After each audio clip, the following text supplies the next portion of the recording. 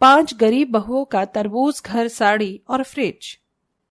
ओह, तुम पांचों भी यहाँ हो? वैसे मैंने सोचा नहीं था तुम पांचों इस शादी में आओगी। आती कैसे नहीं, हमारे पड़ोस की जो शादी है। बात तो बिल्कुल ठीक कह रही हो। जब मुफ्त में इतना अच्छा खाना मिल रहा है तो कौन बेवकूफ होगा जो नहीं आएगा।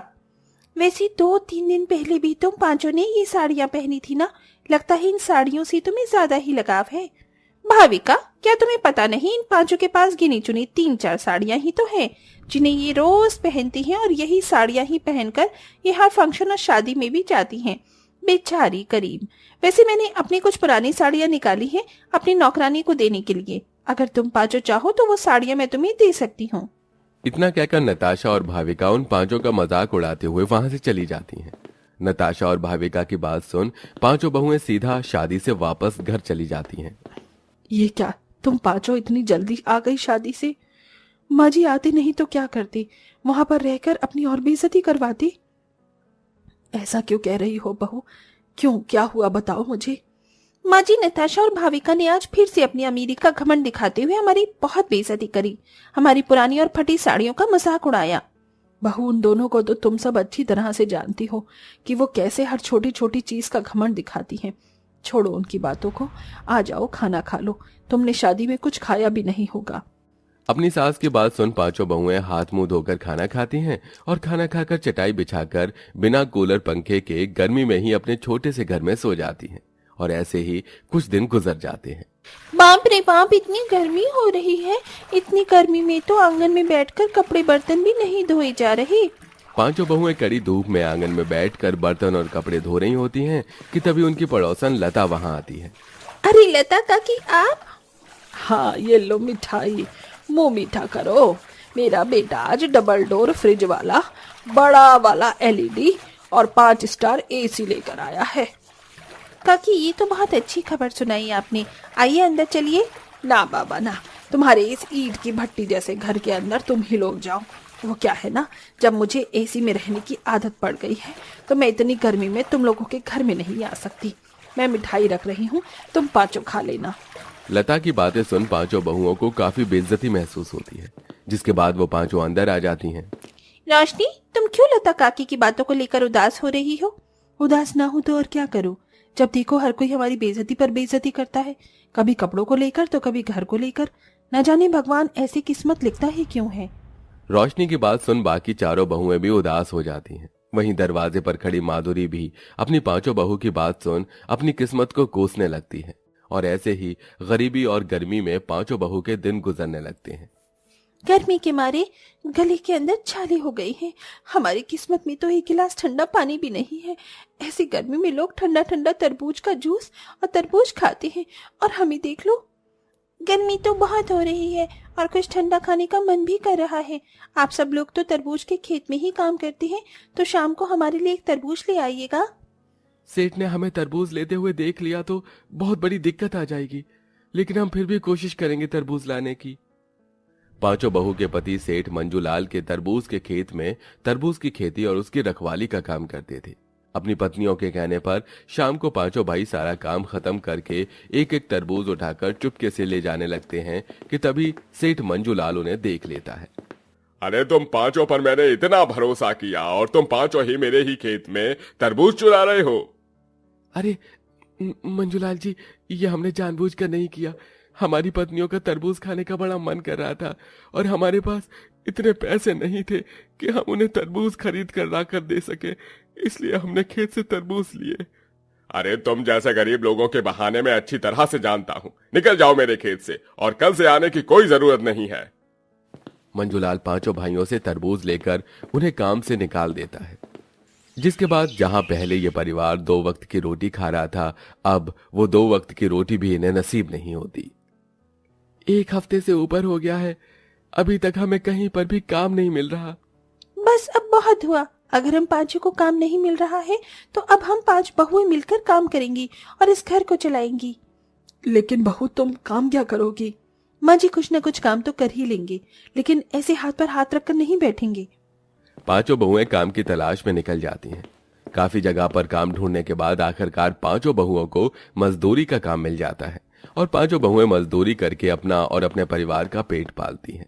और ऐसे ही दिन गुजर जाते हैं। पांचों बहुएं हर रोज की तरह शाम को अपना काम खत्म करके घर लौट रही होती हैं कि तभी उन्हें कुछ बच्चों की आवाज आती है। ये इस वक्त बच्चों के खेलने की आवाज कहाँ से आ रही है? यहाँ आसपास तो कोई बच्चे भी नहीं हैं। लगता है ये आवाज जंगल से आ रही है, लेकिन इस वक्त भला जंगल में बच्चे क्या करेंगी? चलो चलकर देखते हैं। उस आवाज का पीछा करते हुए पांचों बहुएं जैसे ही जंगल के अंदर जाती हैं तो देखती हैं कि वहां पर एक बहुत बड़ा तरबूज का खेत है और ढेर सारे तरबूज हैं। वो तरबूज कोई मामूली तरबूज नहीं है, बल्कि उन तरबूज के तो इंसानों की तरह हाथ, पैर, आंखें, मुंह है जो आपस में बात कर रहे हैं। ये नजारा अपनी आंखों से देख पांचों बहुएं बहुत डर जाती हैं और वहां से चुपके जाने लगती हैं कि तभी एक तरबूज की नजर उन पांचों पर पड़ जाती है। हमें कुछ मत करना, हम तो यहाँ गलती से आ गई। डर क्यों रहे हो? हम आपको कोई नुकसान नहीं पहुंचाएंगे। हम तो जादुई तरबूज हैं। लेकिन आप इस वक्त इस जंगल के रास्ते पर क्या कर रही हैं? तरबूज के पूछने पर पांचों बहुएं उन तरबूज को अपनी सारी कहानी बताती हैं, जिसे सुन ओह अच्छा, तो ये बात है। हम आपकी मदद कर सकते हैं, लेकिन आप पांचों को हमसे वादा करना होगा कि आप हमारे बारे में किसी को नहीं बताएंगी। इतना कहकर वो जादुई तरबूज पांचों बहुओं को कुछ बीज देते हैं। हमारी तरह ये जादुई तरबूज के बीज हैं। आप लोग इसे ले जाकर अपने आंगन में बो देना, ये आपकी बहुत मदद करेंगे। जादुई तरबूज, आपका बहुत बहुत शुक्रिया, आपने हमारी मदद की। हम आपसे वादा करते हैं कि हम आपके बारे में किसी को नहीं बताएंगे।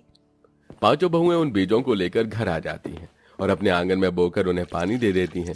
सुबह होते ही पांचों बहुएं जैसे ही आंगन में आती हैं तो देखती हैं कि उनका आंगन तरबूजों से भर गया है कि तभी एक तरबूज, हेलो, मैं एक जादुई तरबूज हूँ। आप लोगों को तो पता होगा ना कि मैं आपके बहुत काम आ सकता हूँ। आप मुझसे जो भी चाहो वो चीज बना सकती हो। क्या तुम सच कह रहे हो? इसका मतलब हम जादुई तरबूज से घर भी बना सकते हैं।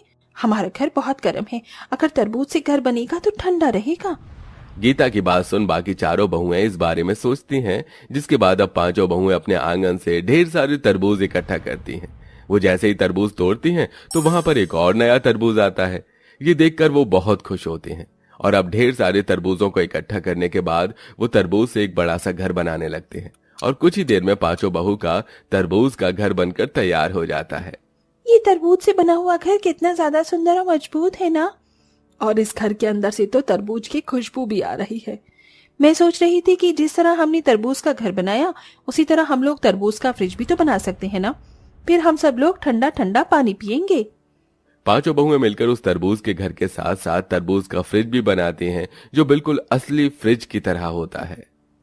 इसके अंदर तो पानी रखते ही बर्फ की तरह ठंडा हो गया, पर मुझे आइसक्रीम खानी है, बड़ा मन कर रहा है।